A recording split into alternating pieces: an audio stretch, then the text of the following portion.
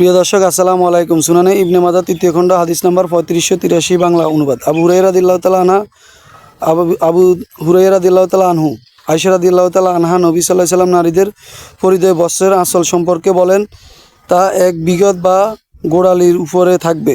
আয়েশা রাদিয়াল্লাহু তাআলা আনহা বলেন, তাহলে তো তাদের ও পায়ের গজগা অনাবৃত হয়ে যাবে।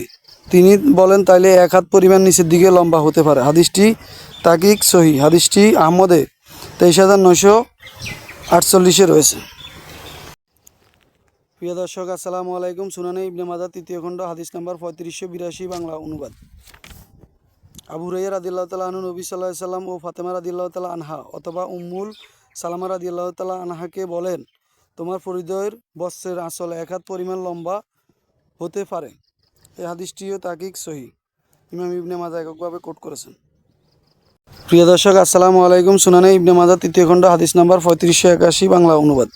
ইবনে উমর রাদিয়াল্লাহু তাআলা আনহু নবী সাল্লাল্লাহু আলাইহি সাল্লাম স্ত্রীগণকে এক হাত পরিমাণ আঁচল লম্বা রাখার অনুমতি দিয়েছিল। নারীরা আমাদের নিকট এলে আমরা তাদেরকে কাঠির দ্বারা এক হাত পরিমাণ পরিমেপ করে দেখিয়ে দিতাম। হাদিসটি তাকিক সহি। তিরমিজিতে 1731, নাসাইতে 5336, আবু দাউদে 4119 রয়েছে। প্রিয় দর্শক, আসসালামু আলাইকুম। সুনানে ইবনে মাজাহ তৃতীয় খণ্ড হাদিস নাম্বার 3580 বাংলা অনুবাদ। উম্মে সালামা রাদিয়াল্লাহু তাআলা আনহা তিনি বলেন, রাসূল সাল্লাল্লাহু আলাইহি সাল্লামকে জিজ্ঞেস করা হইল, কোনো নারী তার ও পরিধেয় বস্ত্রের আঁচল কতখানি নিচে ঝুলিয়ে পড়তে পারে? তিনি বললেন, গোড়ালি থেকে এক বিগত পরিমাণ উপরে রাখবে। আমি বললাম, এতে তো ও তার পায়ে উদম হয়ে থাকবে। তিনি বললেন, তাহলে সেই এক হাত পরিমাণ নিচে ঝুলিয়ে রাখবে, তার বেশি নয়। অর্থাৎ নারীদেরকে পায়ের গোড়ালির নিচে ঝুলিয়ে দেওয়ার ব্যাপারে মত দিয়েছেন। হাদিসটি তাকিক সহি। তিরমিজিতে হাদিসটি 1732, নাসাইতে 5336, আবু দাউদে 4117, আহমদে 25972 রয়েছে। প্রিয় দর্শক, আসসালামু আলাইকুম। সুনানে ইবনে মাজাহ তৃতীয় খণ্ড হাদিস নাম্বার 3579 বাংলা অনুবাদ।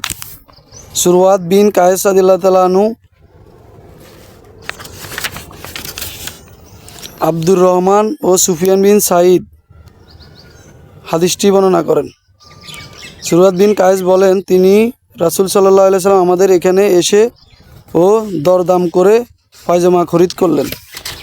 এই হাদিসটিও তাকিক সহি। হাদিসটি তিরমিজিতে 1305, নাসাইতে 4592, আবু দাউদে 3336, আহমদে 18619, দারমিতে 2585 রয়েছে।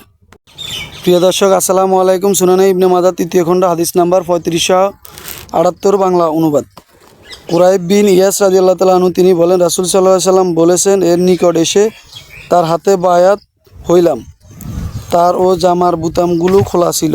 রাবি হুরায়রা রহমতুল্লাহ আলাইহি বলেন, তাই আমি ও শীতকালে ও গ্রীষ্মকালে মুয়াবিয়া তার ও ছেলের জামার বুতাম খোলা ও রাখতে দেখেছি। হাদিসটি তাকিক সহি। হাদিসটি আবু দাউদে 4082, রাগিব কিতাবে প্রথম খণ্ডে 42 ও শামাইল কিতাবে 48 রয়েছে। প্রিয় দর্শক, আসসালামু আলাইকুম। সুনানে ইবনে মাজাহ তৃতীয় খণ্ড হাদিস নাম্বার 3576 বাংলা অনুবাদ। সালিম ও তার পিতা আব্দুল্লাহ বিন উমর রাদিয়াল্লাহু তাআলা আনহু নবী সাল্লাল্লাহু আলাইহি সাল্লাম বলেন, ইসবা পায়ের গোছার নিচ পর্যন্ত ঝুলিয়ে পরিধান লুঙ্গি, জামা ও পাগড়ি বেলায়েত হয়ে থাকে। যে ব্যক্তি অহংকার বশত কোনো কিছু পায়ের গোছার নিচে ঝুলিয়ে পড়ে, কিয়ামতের দিন আল্লাহ তাআলা তার দিকে ফিরেও তাকাবেন না। রাবি আবু বকর রাদিয়াল্লাহু তাআলা আনহু বলেন, হাদিসটি সনদের দিক দিয়ে কিছুটা প্রসিদ্ধ। হাদিসটি তাকিক সহি। বুখারীতে হাদিসটি 3665, মুসলিমে 2085, তিরমিজিতে 1730, নাসাইতে 5327, আবু দাউদে 4085, আহমদে 4675, মিশকাতে হাদিসটি 4332 রয়েছে। আর রাগিব কিতাবে তৃতীয় খণ্ড 98 রয়েছে। প্রিয় দর্শক, আসসালামু আলাইকুম। সুনানে ইবনে মাজাহ তৃতীয় খণ্ড হাদিস নাম্বার 3575 বাংলা অনুবাদ।